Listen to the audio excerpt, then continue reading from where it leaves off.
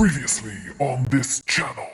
30, quirky, and thriving, and early surviving, and early. And this channel as of right now.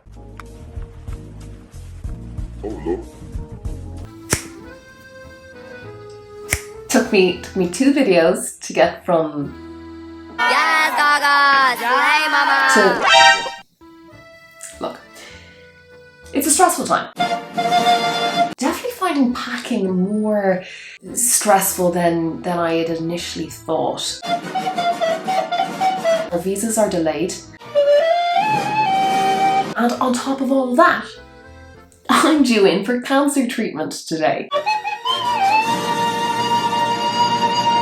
All of that being said, I feel like I look like a foot. I feel like all the chaos and the turmoil happening in here is manifesting out here. My skin is breaking out. I'm not sleeping very well. If you watched my last cancer video, you'll know that I do enjoy a good glow up. I know, jarring idea, getting ready for cancer treatment.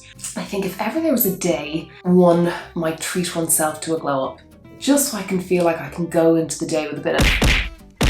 Today would be that day. I don't know what it is, I just feel so good when I look well. Sorry, I know exactly what it is. We live in a materialistic, capitalist, patriarchal society that tells young people a lot of your worth is equated to how you look.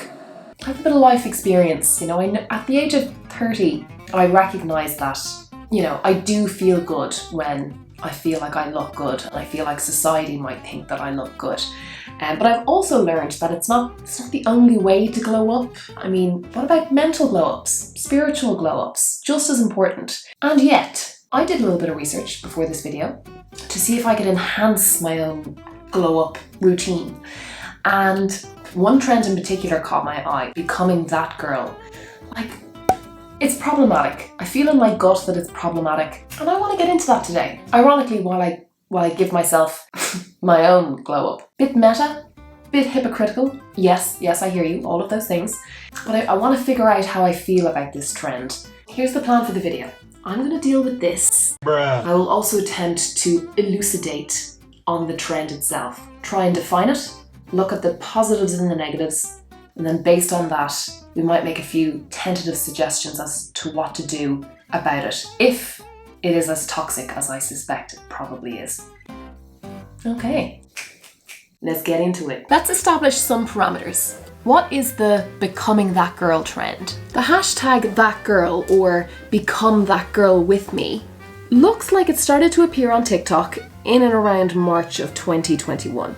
Although there are variations on the format, the general content revolves around a motivating morning routine, more often than not containing... I'm off kilter, sorry. Just move center there. When it is described as that, a motivating morning routine featuring a girl exercising, drinking coffee, drinking smoothies, I mean, there's nothing untoward going on there. But there are also a number of videos also tagged with the that girl hashtag, and I came across the following set of rules. In order to become that girl, certain rules accompany these videos, included but not limited to the following. Drinking lots of water. Going on a walk every day. Eat more fruit and veg. Find a signature scent. Cut or dye your hair. Save your money up to buy your dream wardrobe. Make a sad playlist so you're prepared for anything. Buy a bikini. Stop eating toxic junk food. Be direct, never desperate. And stay out of drama. Forget about boys, you don't need them. And lastly, LED lights are best for your room. Okay.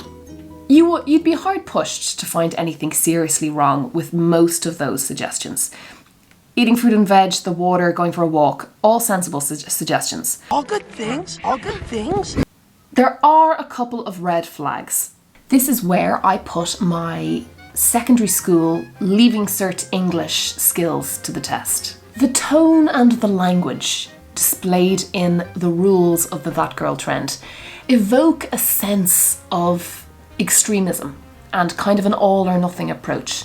Let's pick the obvious one. Let's focus on the material things. I don't know, I think it's a fairly safe statement to say that there were plenty of times, and are plenty of times, where I buy materialistic goods thinking they're going to make me feel better, and they don't. Or they think they're going to radically change my life, and they don't. I have been pondering this for the last 10-15 minutes, and I still don't know what be direct, never desperate means. I mean, I could pick on a couple more, but for time reasons I won't. I'll just pick one.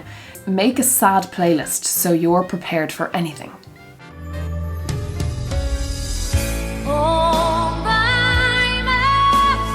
To conclude this section of the video, which is dealing with the sentiment of the that girl trend, I just don't like the subtle undertones of an all or nothing approach. And what I take real umbrage with is is that the right use of the word umbrage?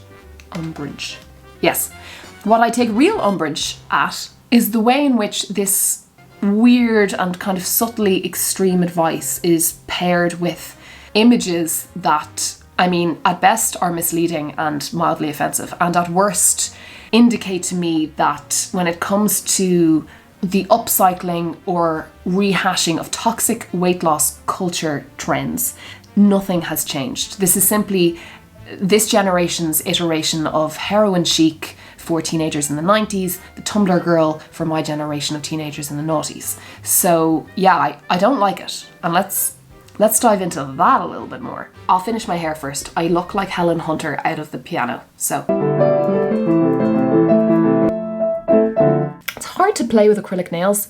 That's a problem Holly Hunter didn't have in that movie for very, very dark reasons. Let's talk about this combination that is formed when you tie these one-dimensional images to all or nothing approach to self-development. Because at the centre of the that girl aesthetic is achieving your goals. But young girls don't need this sort of weird bullshit self-development material in their social media feeds when they haven't even fully developed yet themselves. Where is my foundation? Most teenagers that I know don't have 2 pennies to rub together, let alone afford a fancy perfume, expensive coffee machines and smoothie makers. The complete lack of diversity in terms of the body images shown in these videos. Imagine a 15-year-old watching all of these videos and thinking that that's the only ideal way to look in society. Why have all of the heads been cropped out of these pictures? If ever there was a not so subtle message that a woman's worth lies not in her head, but in her trunk, well, there it is. Something has to be mentioned at this point, and that is the TikTok algorithm. Social media algorithms these days are so sophisticated that should you deign to like one of these videos, very likely you'll soon find that your For You or your recommended pages are chock-a-block with similar videos. Recent research tells us that up to 80% of TikTok's users are between the ages of 15 and 34, and the largest chunk of that cohort are teenagers. Like, if this is the only type of content that you end up unintentionally consuming during those formative years, what does that do to how you not only perceive others, but also how you perceive yourself and how you might allow yourself to live your life? We're so impressionable at that age. I've forgotten about my makeup, hold on. All the water is sunk to the bottom. Ugh. Anyway, where was I? I am extremely fortunate that multiple factors outside of my control led me to having a very privileged, very sheltered life between the ages of 15 to 24. I went to a great college, I made great friends, and I had tons of adventures. But I still, even in all of that security, found myself being bombarded with similar images on websites like Tumblr and Pinterest and Visco. And there were times that I did think, I won't wear that outfit until I've lost a little bit of weight, or feck, the summer is rolling around and I'd really like to be a size 8 as opposed to the healthy size 12 that I am. And that's a slippery slope to go down. And think of the girls for whom this content led them down that slippery slope, and they put a lot of stuff on hold in their life, waiting to do it until they look a certain way. That's not their fault, but that's what happens. And maybe it's getting a bit dark and a bit deep now, but speaking as somebody who was impacted a small amount by this sort of content and perhaps spent, years 20 to 25 of my life not always living as a result of it, but then spent the last 5 years of my 20s legitimately trying not to die from cancer a few times. That the last thing you are thinking of when your health is taken away from you and you're lying in a hospital bed and there's tubes coming out of you everywhere, the last thing you are thinking of is, God, I really wish I could get around to that thigh gap. The only thing that matters when you don't have it is your health.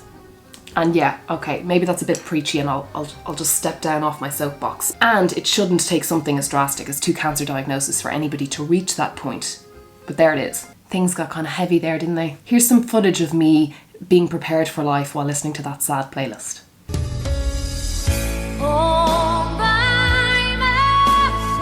Let's see if I can get the force to work again. I know, why did I do my hair just to tie it up? But I hear you say, I hear myself say, I'm gonna be sitting for 8 hours in a chair on a cancer ward now. I'm probably gonna have my head in my laptop. 5, 6, 7, 8. Be gone, don't make her too strong. Get back, don't let my attack. So, hair away from the face is the look we're going for today. Now, what was I saying? My conclusion about the that girl trend is that it is problematic, but I might finish up with a quote that is wholly unoriginal in that it is not mine. It is from the inimitable Lena Norms, who in a recent video about that main character energy that is very popular on YouTube at the moment, she says that main character energy is a place to pass through, not somewhere to pitch a tent. And I think that is also very true for trends like becoming that girl. No, there's nothing wrong with self-development. And no, there's nothing wrong with wanting to achieve an aesthetic ideal. But my fear is that young teenagers will pitch their tents there and will put their lives on pause until they achieve these unachievable things. And then lastly, was that my second point? I can't remember. Either way, I have one more. What can we do in the now?